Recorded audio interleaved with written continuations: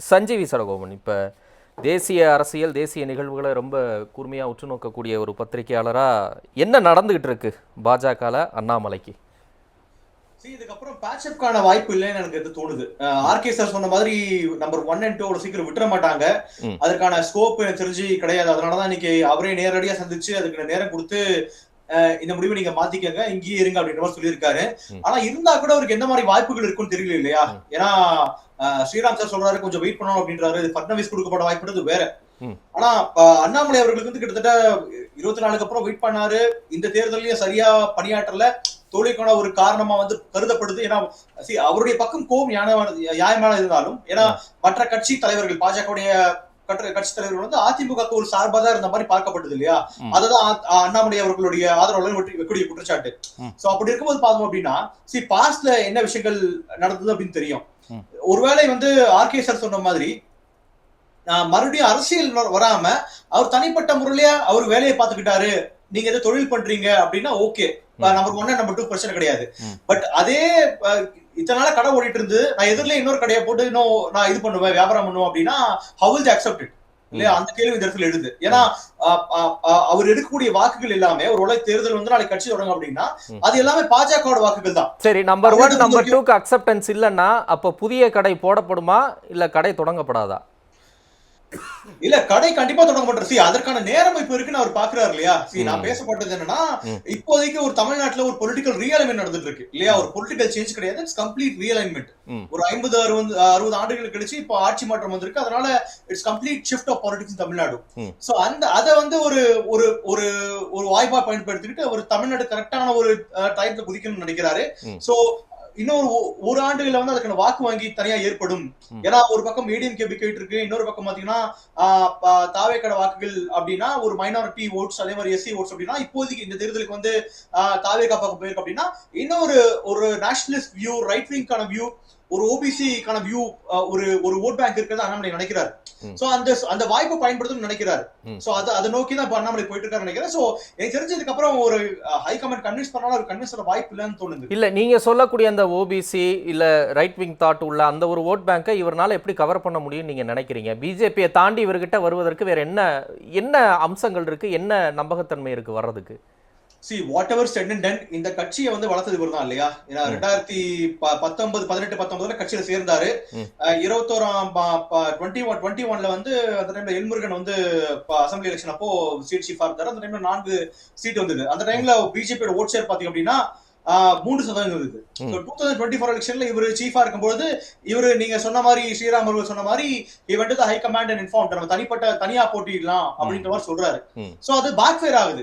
ஆனா அந்த டைம்ல பிஜேபியோட தனிப்பட்ட முறையில ஓட் ஷேர் பாத்தீங்கன்னா 11% இன்க்ரீஸ் ஆகுது. கிட்டத்தட்ட ஒரு 7% ஹை ஜம்ப். இல்ல, அது கூடுதலான இடங்கள்ல போட்டிட்டாங்கல்ல, ஒண்ணு இல்ல. அந்த சமயத்துல பலரும் கம்பேர் பண்ணாங்க. 2014ல இதே 18% தான் பாஜக கூட்டணி. அப்ப தேமுதிக, மதிமுக, பாமக எல்லாம் இருந்தாங்க. 2024 அதே 18%. இன்னும் சொல்ல போனா கோயம்புத்தூர்ல சிபி ராதாகிருஷ்ணன் 2014 வாங்கின வாக்குகளை விட அண்ணாமலை 2024 கம்மியா தான் வாங்கியிருக்கிறாரு அப்படிங்கிற கம்பேரிசன்லாம் போட்டாங்க. அப்ப பாஜக வளர்ந்துருக்குன்னா ஃபேக்சுவலாவே அது வளரல அப்படிங்கிறது தானே பலர் ஆர்குமெண்ட் வைக்கிறாங்க. அப்புறம் அண்ணாமலைக்கு திட்டமிட்டு ஒரு பிம்பம் ஊதி பெருக்கப்படுதா இல்ல உண்மையிலே அதுதான் யதார்த்தமா? அவரு தனிப்பட்ட முறையில் அண்ணாமலை கொடுத்த அந்த ஒரு ரெக்கமெண்டேஷன்ன்றது நேஷனல் லெவல்ல பாஜக பாதிச்சிருக்கு இல்லையா? ஒருவேளை வந்து ஏடிஎம்கே கூட்டணி போயிருந்து இன்னைக்கு ஒரு 10-15 சீட் எக்ஸ்ட்ரா கிடைச்சிருந்தாங்க அப்படின்னா அவங்க பீகார்லயோ அல்லது ஆந்திரால போய் நிக்க தேவையில்லை. ஒரு சந்திரபாபு நாயுடு கிட்டயோ இல்ல நிதிஷ்குமார் கிட்ட நிக்க அவசியம் கிடையாது அவங்களுக்கு இல்லையா?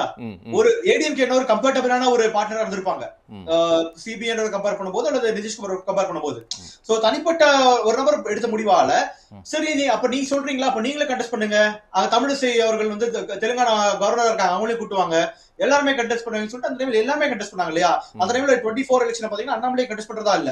ஆனா கடைசியில் அவரும் 24 எலெக்ஷன் கண்டெஸ்ட் பண்ண வச்சாங்க. ஹைகமாண்ட் இது பண்ணி சரி if you are confident you also contest elections அப்படின்னு சொல்லிட்டு எல்லாரையும் கண்டெஸ்ட் பண்ண வச்சாங்க இல்லையா? சோ அப்படி இருக்கும்போது பேக் ஃபயர் ஆகும்போது கண்டிப்பா ஒரு பார்க்கும் on the side for some time.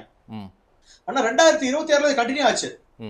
Nayanar Nagendran வந்து மறுபடியும் ஒரு ஸ்டேட் பிரசிடென்ட் ஆக்குறாங்க. அது கண்டினியூ ஆனாலதான் ஒரு பிரச்சனை, அவருக்கு ஃபியூச்சர் இல்லைன்னு பாக்குறாரு. சோ இப்ப மறுபடியும் ஒரு ராஜ்யசபா கொடுத்து எம்ஓஎஸ் கொடுத்தாலும் என்ன நடக்க போகுது? லைக் அவருக்கு பெரிதா தமிழ்நாட்டுல ஒரு ஃபியூச்சர் இருக்கும்.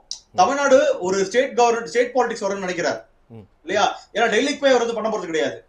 இப்ப அவரு ஒட்டுமொத்தமா தமிழ்நாட்டுல வந்து ஒரு இப்ப இருக்க சூழல் இருக்கு பாக்குறோம், சாதகமான சூழல் இருக்கு பாக்குறோம். தமிழ்நாட்டோட அரசியல் வரைபடம் மாறி இருக்கு, அவருக்கு ஃபியூச்சர் இருக்குன்னு சொல்றீங்கல்ல, அவருக்கான ஓட் பேங்கா யாரு இருப்பாங்கன்னு நீங்க நினைக்கிறீங்க? ஏன்னா அவர் இந்துத்துவத்தை முன்னிறுத்தி அரசியல் செய்து அந்த ஆதரவாளர்களைத்தான் தன்னுடைய பின்தொடர்பாளர்களாகவும் தன்னுடைய ஹார்ட்கோர் சப்போர்ட்டர்ஸாகவும் அவர் வச்சிருக்கிறாரு.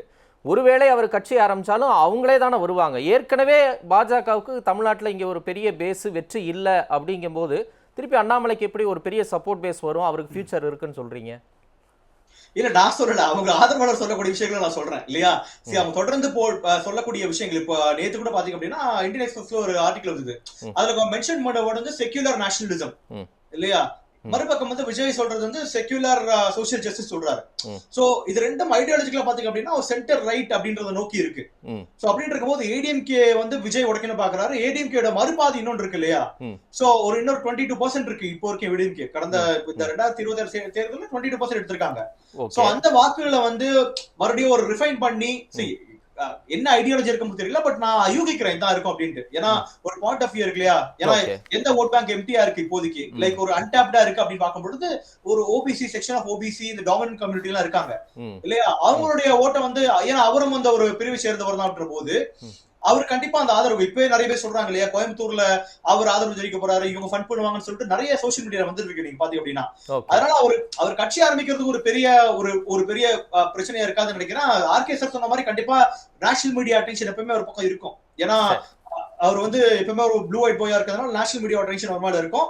அது பாஜக இல்லாதனால அது ரிவர்ஸ் ஆகுமா, அந்த பிஜேபியோட நேஷனல் ஈகோ சிஸ்டம் எப்படி ரியாக்ட் பண்ண போகுது, இந்த மாதிரி விஷயங்கள்லாம் பொறுத்து பார்க்கணும். ஏன்னா இப்போதைக்கு என்ன கன்ஃபார்ம் ஆகல. ஆர்கே சார் சொன்ன மாதிரி இன்னும் விலகிட்டாரா அப்படின்னு தெரியல. சோ இன்னும் 2 நாள் அதுக்கான பதில் கிடைக்கும். அதுக்கு பிறகு நம்மளுக்கு என்னன்னு தெரிய வரும். இந்த நேஷனல் மீடியா எப்படி ப்ரொஜெக்ட் பண்றாங்க, அதே மாதிரி பிஜேபி ஈகோ சிஸ்டம் எப்படி பார்க்க போகுது அப்படின்ற மாதிரி பொறுத்து பார்க்கணும்.